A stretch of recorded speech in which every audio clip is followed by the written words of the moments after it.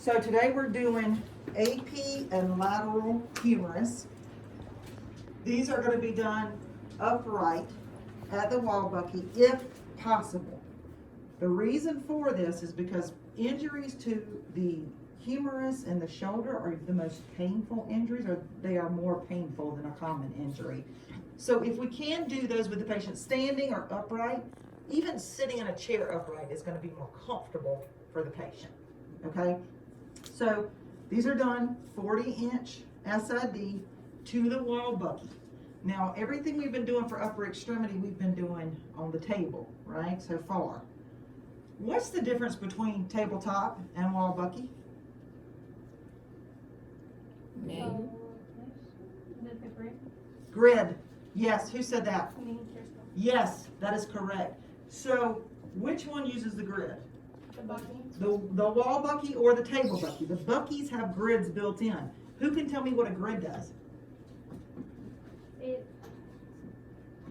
absorbs the Scatter. the static. Scatter, very close. Scatter radiation. So scatter radiation is radiation that gets into the part and then scatters or travels in a different direction other than where it should be going, which is towards our IR. But sometimes the direction changes and then it still makes it to the IR. That scatter does not give us any useful information on our image. It just shows gray areas, okay? It's not showing us any differences between anatomy or pathology or tissue or anything like that. It's just gray. So grids clean that scatter up and get rid of it for us. Thing is, when we're using a grid, what do we have to do with our technique? We have to. What do you think we would have to do with technique? If you go from tabletop to using a grid, what do you think you're going to have to do with your technique? You have to line the tube with the bucky. So you have to use your detent when we're using Right. grids. Detent. If we're using a bucky, yes. But what about technique?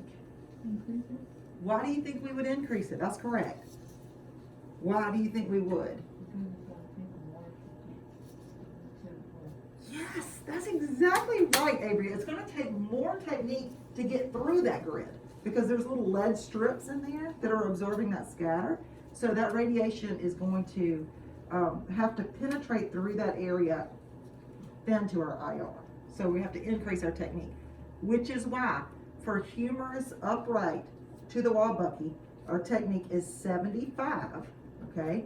But if you were doing a humerus tabletop, it would be 70. All right, mass upright humerus is 2.8. Mass tabletop is 2.0.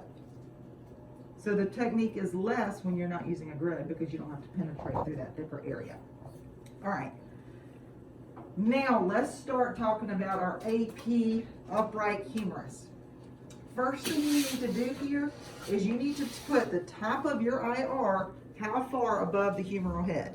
1.5 inches. 1.5 inches, that's exactly right. So where is humeral head, y'all? Humeral head is this rounded area. Your clavicle and the acromion come together above the top of the humeral head.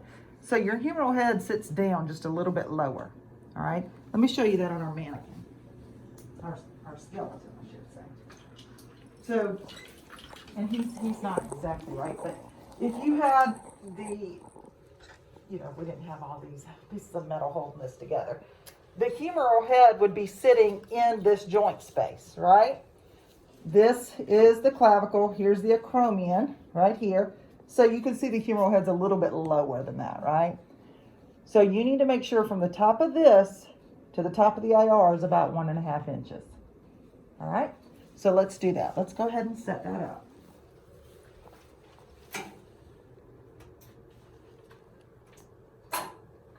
That's pretty good, yep.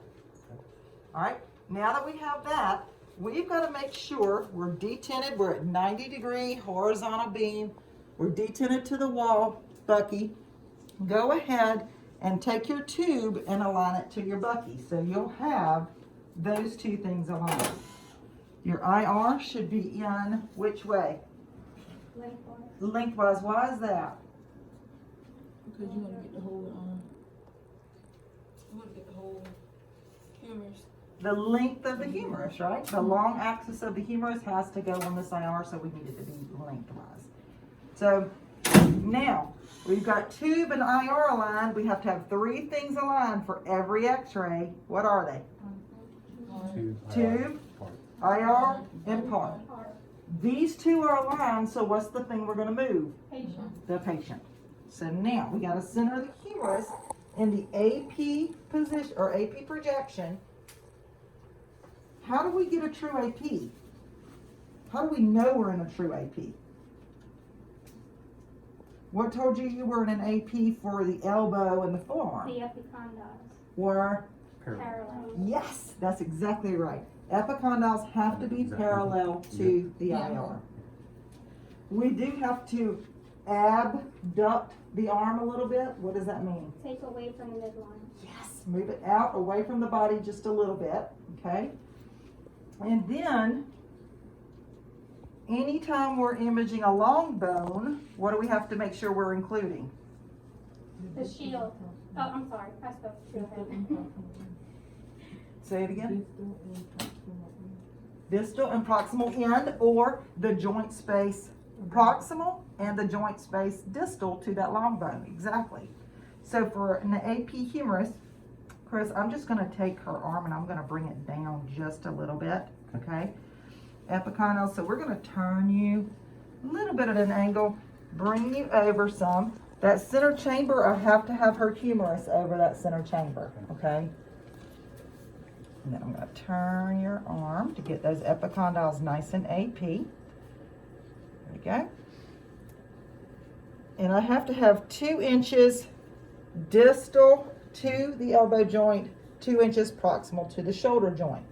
Well, y'all, look at what we got here. I mean, this is kind of looking off, isn't it? What can we do to make our collimation and our longitudinal line come down the humerus? Rotate left. Head, the tube, the head of the tube. So there's this little notch right here, this little screw on the tube. Can y'all see that? You have to make sure it's unlocked. And then you're going to turn the tube head, and Destiny, if you will get this, come to the side so you can see this. Turn the tube head up like this, okay? The reason why it's important for you to turn that tube head up instead of down is because it automatically collimates to a 14 by 17, which is the size of the IR in there. Well, when you turn it up, it's going to be 17 inches. If you turn it down, you're going to the 14 inches, so you can't open your collimation all the way up. Does that make sense? So we're going to turn the tube head up, and what we're going to do is we're going to angle the tube so that it matches the angle of the humerus. Step over away from me some. That's good. Bring your arm down. Turn those epicondyles up. Good.